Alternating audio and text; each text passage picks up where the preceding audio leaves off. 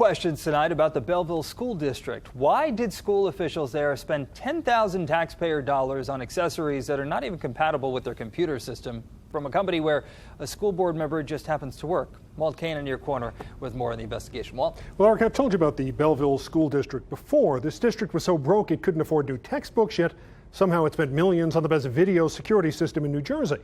Now, this purchase is much less expensive, but it also raises serious questions. In 2013, Belleville schools were so broke, the state would soon appoint a financial monitor. But school officials somehow found $20,000 to buy 2,000 flash drives inscribed with the district logo. Even though most of the computers there were so old, there was no way to plug those drives in. So why did they make the deal? And why does this former Board of Ed trustee, now town councilman, not want to talk about it? Excuse me, you're not allowed back here. There was really no rational justification for it. Lee Dory uncovered the documents for this story in connection with his blog, Essex Watch. They were buying USB drives for computers that could not use them. Correct. And that didn't even have USB ports. Right. And no idea how many computers were actually still functional in the district, but our estimates are about 100 to 200 computers. Why would you buy 2,000? The drives were bought from this local business, Morange Printing.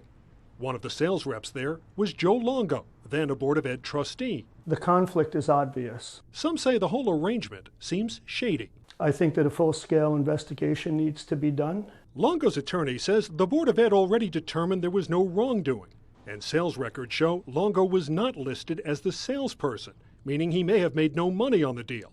But just 2 days before the sale, Longo did file this police report, saying someone had placed an order with him and tried to pay with a stolen credit card, so he never shipped the product.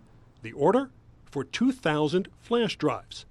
Dory says if those drives are the same, Longo might have a conflict of interest after all. He found himself with a box of 2,000 drives. 48 hours later, he sells them to the school district, and he did it at a time when the district couldn't afford it. I wanted to talk to Longo about whether those were the same flash drives and why it was good for the district to buy drives their computers couldn't handle. But he wouldn't return calls. So I caught up with him at this week's town council meeting. Hi, Mr. Longo. Walt Kane, News 12. How are you? I'm busy right now. Longo made it clear he was not happy to see me. We can talk to you now or before the meeting or after the meeting, but we're here. In fact, he eventually got up from his seat and left the council chambers for the safety of a private hallway, where signs said the public was not allowed to follow. Sir, any comment about the order of the flash drives? Excuse me, you're not allowed back here.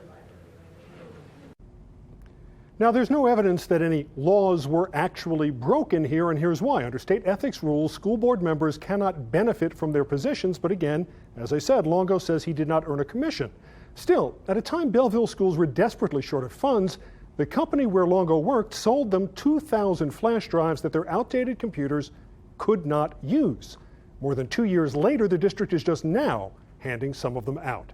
Do you know something I need to investigate? Call me at 732-738-KANE or email KaneInYourCorner@news12.com or find me on Facebook at Kane In Your Corner. So, Walt, other than you and some concerned citizens and locals, I mean, who oversees this? Where is the system of checks and balances?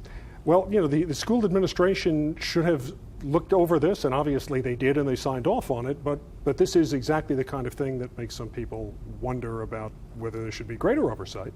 And obviously you had a citizen blogger who uncovered some of the paperwork and passed it on, and you know that's how we got involved. But you know, $20,000 purchase is the type of thing that slips through. Right. All right. Well, thank you.